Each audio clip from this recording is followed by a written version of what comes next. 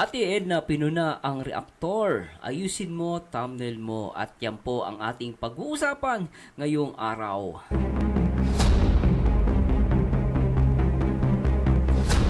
At ito na nga guys, no, at kanina po ay nagpapahinga ako. Nakita ko kasi si Bro Bobby TV 143, meron siyang reaction video dito kay Ate Edna. So napansin ko, si Ate Edna yun, and then pinanood ko. So sabi ko, ito yung reactor na ni-react natin last time, no? Guys, no, ito yun pakita natin. Siya yung reactor na last time na pinuna natin yung ginawa niyang thumbnail because kay Rachel na social daw. So ngayon, syempre, nung sa thumbnail na yun, guys, nakita natin, ginamit niya si Rob na lagi nakabukas siya bunganga. So syempre, guys, ang pangit naman talaga tignan. No, at dito nagulat ako, meron palang live si Ate Edna. Shoutout kay Ate Edna. Please support guys Ate Edna Vlogs, no? Yun nga, pinakita ni Ate Edna yung itong si It's Me Aizan. Kinall out niya. So, pinuna niya yung thumbnail. Kasi nga, lagi nakanga si Rob. Siguro sa iba, Sir Mars, wala namang problema yan. Di ba? Parang clickbait. Yes! Para siyang clickbait. Pero, yung personality ni Kalinga Prab, no, yung itsura niya. Siyempre, si Kalinga Prab, alam mo, gwapo. Tapos, ang itsura, ganyan nakanga. Di ba? Tapos, ang dating parang, ididikit mo yung issue ni Rachel sa pagiging social niya. No, ididikit mo si Kalinga Prabs. Ngayon, sino lumalabas na pangit? At sinabi mo po, ang hina. Kasi mababa na yung views ng Rachel. 'Di ba? Ganito lang kasi yan yes, ikaw magbe-benefits ka kasi clickbait. Pero yung tinumnail mo ang kawawa. Ang ganda mo pa naman. Sinasabi ko, ako hindi ako galit sa iyo. Naiinis lang ako sa pinaggagawa mo kasi hindi naman kita kilala personally. Pero yung ginagawa mong clickbait, malaki ang factor niyan. Kung gusto mo talagang mag-clickbait, ayusin mo yung content mo. Madali lang naman. Pwede ka naman sa title bumawi. O kaya gandahan mo na lang. Di ba? Nasa naman yan. Minsan huwag kang umasa palagi sa thumbnail. Minsan kailangan mo din galingan yung content mo. Ganun lang yun. Pero anyway, no? At hindi kita kinakalimutan kasi grabe yung ginawa mo din No? Yung ginawa mo dito last time dito sa Rochelle kay Rachel, grabe ginawa mo, 'di ba? Itong nasamba yung ginawa mo na yun. Naalala ko yun, guys Yan pansinin niyo, 'di ba? Bumababa lang kung titingnan niyo guys teka lang po. Liliatan natin yung aking screen kasi malaki yung screen ko Kung papansinin niyo talaga, durog na durog dito si Kalinga Prab. But Sir Merzano, lagi nakanganga si Kalinga Prab. Lagi nakanganga, ang pangat naman tignan, 'Di ba? Napakagandang plano, 'di ba? Kalinga Prab. 'Di ba? So, nagki-clickbait talaga siya nakanga pa rin. So, ang pangit talaga ng thumbnail, guys. Kahit saan mo tignan, 'di ba? So, yan. Naiintindihan ko naman pero wag naman ganoon, total ito. Ang katotohanan ng Jomcar, ito ang katotohanan paano na sila Carla. Agal pa rin si Kalinga Prab. 'Di ba?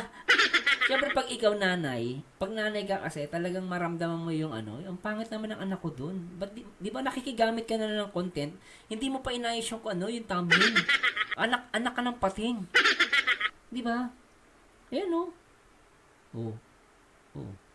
Tapos minsan talagang, tignan mo si Joy.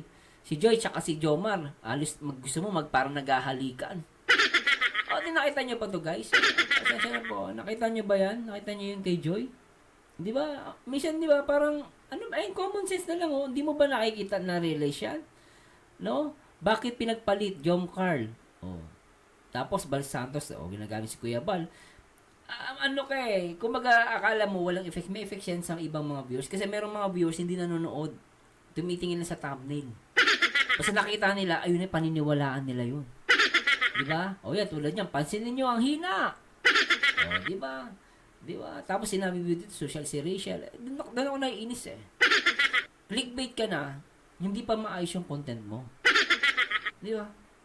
So, nakakaano lang. So, anyway, no? So, yan, nakikita niyo, laging nakanga. Talagang nakanga si Kalinga Prab, nakakaawa naman dito.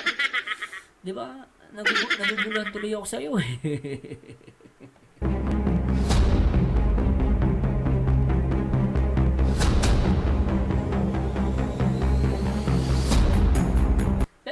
kung titingnan natin dito sa ito pala ito pala yung YouTube channel niya, guys, ha. Sa mga diyan, guys, ito yung YouTube channel niya. Ipakita ko lang po sa inyo, yan, ha.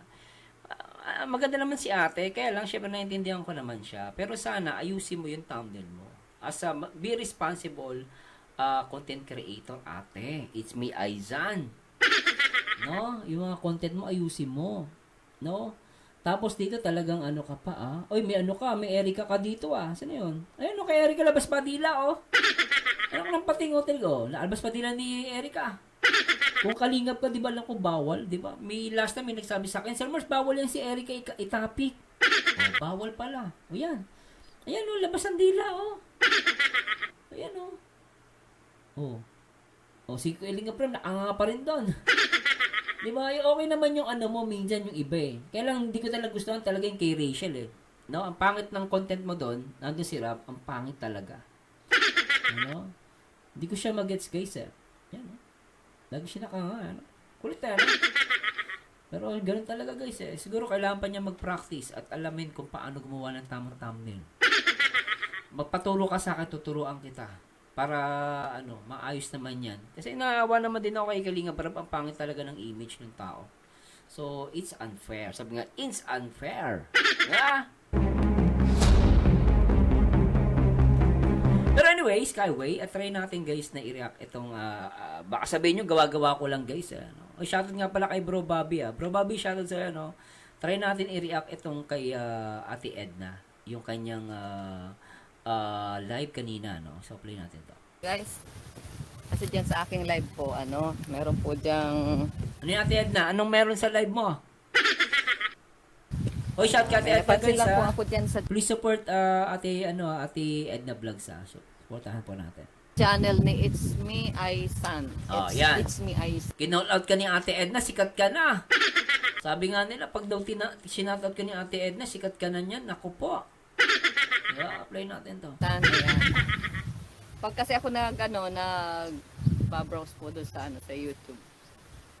Lumalabas yan. Ngayon, napansin ko po, ang tagal na, palagi sa upload niya. Nandun ang mukha ni Kalinga Prab. Opo, MJ in USA, maganda po dito, nakaka-relax. Ayan. So, napansin ko lang po yun. Shout out sa'yo, It's Me, Aisan. Ayan, di ko alam. Ayan sinatilt ni Ate Edna, Sana all. Pero guys, kita mo yung thumbnail mo, pinuna ni Ate Edna. Kung reactor ka o kung ano. Reactor po daw yan Nakalaban daw ni Kuya Bobby yan Ay, panoorin niyo po yung reaction video ni Kuya Bobby dun sa about dito. Sa kanya ko nakita po. Panoorin, ang ganda ng banat ni Bro Bobby. Tama si Bro Bobby dun Pag ang isang anak mo, parang binubuli. Kahit sa thumbnail lang binubuli. Masakit sa nanay yun Di ba, guys? Lalo, sa tatay, okay, maintindihan mo pa Pero pag nanay ang nakaramdam ng gano'n, nakita niya parang, na-insulto tong anak ko nakaka-insulto to Siyempre, masakit sa magulang yun, di ba, guys? Not unless di ka nagmamahal sa iyong anak, di ba? So, baka punayin na naman ako. Ay, Barzano, ba't nag-react kay Ate Edna? Sabi ni Kuya Bal, pwede ako mag-react sa lahat, Umayos ka, Hindi ikaw ang may-ari ng Kalinga, siyempre si Ate Edna to. Siyempre may rev tayo na ipagtanggol yung kanyang sinasabi rito at i-react natin. Magbigay tayo ng komentary. Tuloy natin. Kung kalingap ka man, sana ayos-ayusin nyo yung paggagawa mo ng thumbnail. Kasi hindi maganda. Di ba maayos pa nga sabi dito ni Ate Edna Napaka malumanay pa yung salita ni Ate, sana. Sabi niya, ayusin mo naman, di ba? Mabait si Ate Edna Kung ako ako nanay niya, niwala ka sa akin. Kaya lang, hindi ko naman anak si Kalinga Prab Pero syempre, masakit pa rin sa makita si Kalinga Prab, nakanganga. Ang ginawa sa'yo, ang pangat naman ng thumbnail mo. Minsan akala nila, sir, okay naman yung content. Hindi ganun yun Yung thumbnail, dapat maayos din. Hindi mo pwedeng sabihin, sir, kung ano naman, clickbait, yes, clickbait, pero be responsible pa rin sa mga thumbnail ninyo. Ano ba kayo? Anak ng pating. Wala din. Ang niya, Marites, pang-issue. Tapos ilalagay niya, picture ni tignan mo Kalinga Prab. Ang ganda sabi ni Ate Edna rito, Marites, pang-issue.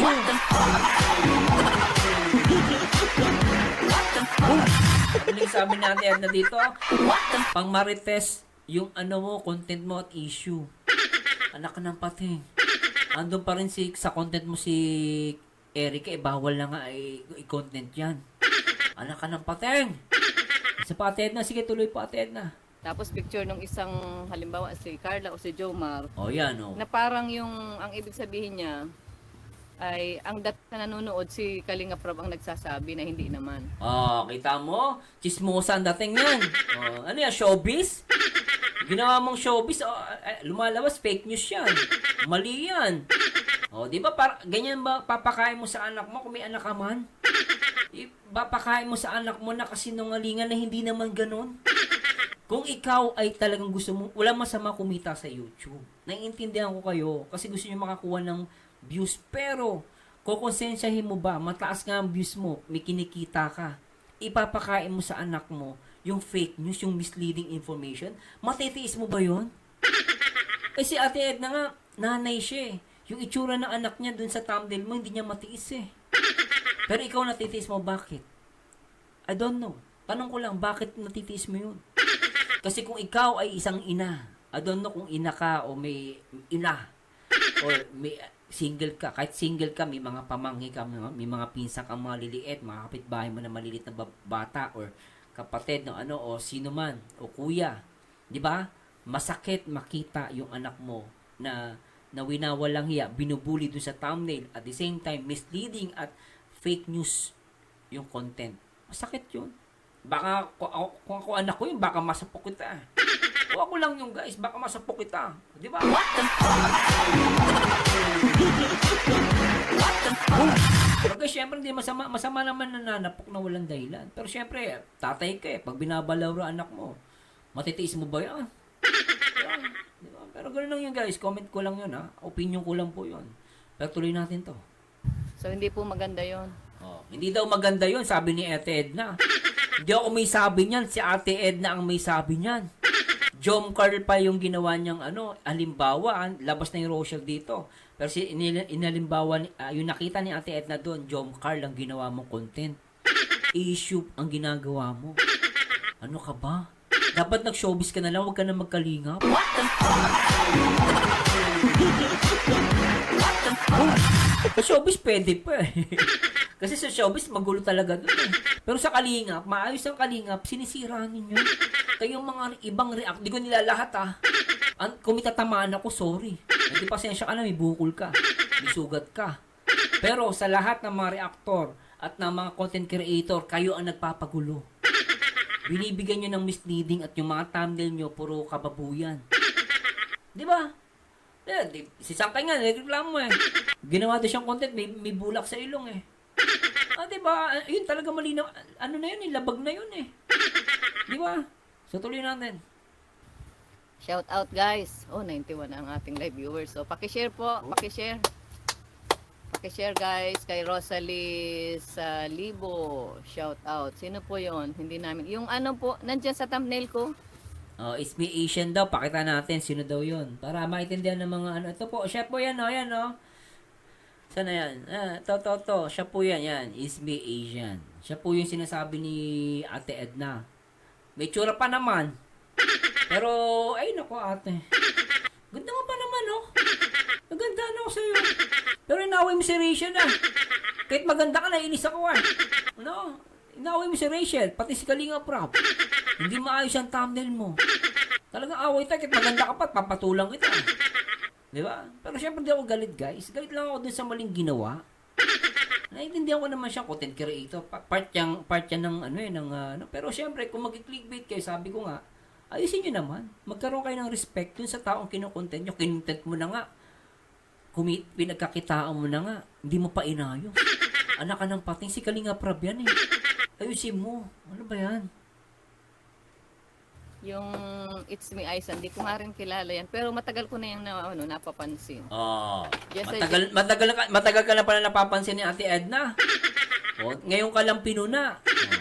Ganyan kabait si Ate Edna, pinagbibigyan ka niya. Pero ngayon siguro napuno na rin yung nanay ni Kalinga Prab. Sobra ka naman. Ako, tatay lang. Medyo, di naman ako kamag-anak ni Kalinga, pero nasasaktan ako eh. Lalo kay Rachel, ginawa mo, grabe ka. Grabe ka maka-fake news. Wala kang basihan kung mag-content. Nako po, mahiya ka naman sa sarili mo. No, maganda ka pa naman, pero pag ganyan ng diskarte mo, pumapangit ka eh. Totoo lang guys, hindi ako bumabase sa itsura minsan. Kung paano ugali mo, hindi ako bumabase eh. Iba kahit nga walang ipin, basta mabait, maganda sa akin. Oo, maganda sa akin pagkat wala kang ipin. Basta mabait ka. Yes, morning. Oy, morning. Salamat dun sa doon sa holder na Bro binigay Bobby, mo. shoutout Bro Bobby. Hanggang ngayon, ginagamit ko yun pag pag na-live sa bahay. Hello kay Kuya Marcela. Bal Santos Matubang, shoutout po at Kalinga Prob, shoutout. Shout out. Ayan, tingnan po ninyo para i-subscribe na rin ninyo kung gusto niyo i-subscribe. Kung ako dyan pag-send na ni ate, bala, tignan nyo po, kung bala na kayo mag-subscribe kayo, hindi. Pero ako, ayoko mag-subscribe. Kahit sabi mo maganda yan. Ayoko pa rin. Inaaway si Rachel Nagkaroon ng misinformation about dun sa kuko. Tsaka yung social daw, tsaka umihina daw yung views. Ayoko po. Naku, mag-iba na lang mag-subscribe ako. Mag-subscribe na lang ako kay Marzano TV 2.0. O kaya Bro Bobby TV. O kaya kay Boss Bololoy Thinking. Ganun lang yung guys Pero ayaw kong manood sa mga gano'n na mga upload. Sana po ay kita mo, si Ate Edna may huwag po sabi kayong nun. manggamit ng Sabi na Ate Edna, Coco, ayaw niya manood ng ganung content di ba?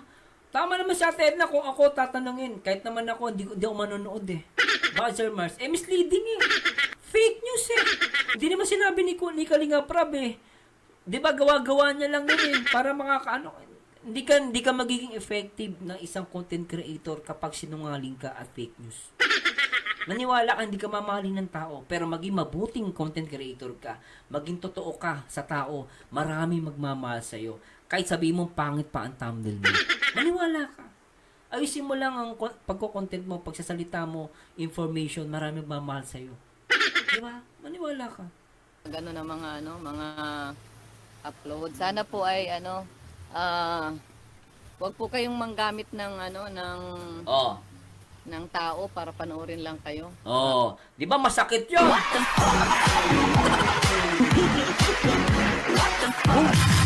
Wag kayong manggamit ng tao. Tama naman Tama si Ate na Sir Mars. Manggagamit ka, hindi naman niya sinabi 'yun. Kapag nilagay mo yung tao sa thumbnail mo, make it sure sinabi talaga ng tao na 'yun. No? Yung kay Rachel, grabe ginawa mo Talagang as in Panoorin niyo po reaction video ko doon. At totoo sinabi ni Ate Edna doon, nanggagamit ka ng tao. Nanggagamit kasi hindi naman totoo, misleading nga kung totoo yun, kahit ako mismo, hindi ko sabihin na nanggagamit ka. Kailan ginamit mo yung tao out of topic, out of information. Di ba? That's pangit na na habit yan. Mapanood lang. Dito po kami sa aming Lakatan. Ayan Ayan. So, anyway guys, kayo na pong bahala kung ano masasabi ninyo sa ating video reactions na ginawa dito. Pero guys, as support kay Ate Edna, at syempre, ako'y sumusupport din kay Kalinga Prab, ay hindi naman din ako papayag na ginaganang ganyan si Kalinga Prab.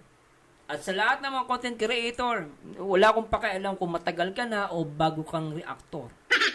Pero, ang masasabi ko lang, be a responsible content creator. Hindi kayo tipong nakahawa kayo ng camera, basta na lang kayo gagawa ng content. Wala na kayong pakialam kung makasira kayo ng pagkatao ng ibang tao. Yun lang yung masasabi ko.